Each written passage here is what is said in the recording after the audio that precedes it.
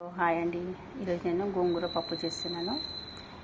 ఈ గ్లాస్తో half glass కందిపప్పు, ఒక గ్లాస్ శనగపప్పు మంచిగా కడిగి నానబెట్టాలండి.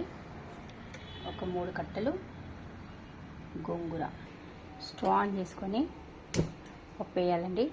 మంచిగా ఒక 3-4 టైమ్స్ గోంగూర మంచిగా కడిగి గోంగూర కూడా వేసేసేయాలి. ఇంకా పచ్చిమిర్చి, ఉల్లిగడ్డ, ఎల్లుల్లిపాయలు ఇవన్నీ దీంట్లో వేసేసారండి.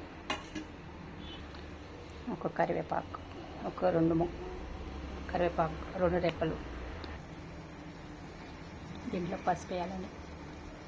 పసుపు వేసి మూత పెట్టేసేయాలండి.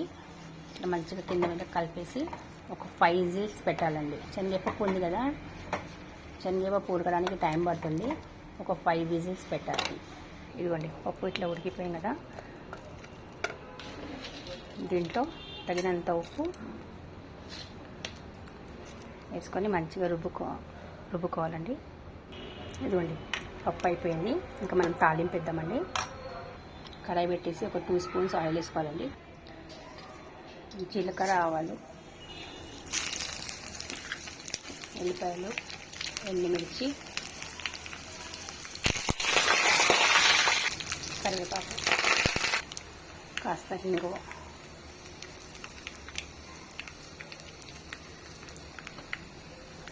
ఇదిగోండి పప్పు అయిపోయిందండి. తాలింపు వేసుకున్నాను.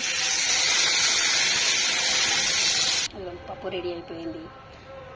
లైక్ చేయండి, షేర్ చేయండి. చాలా బాగుంటుంది. ఒకసారి టేస్ట్ చేసి చూడండి, ట్రై చేసి చూడండి, టేస్ట్ చేయండి. Okay, bye.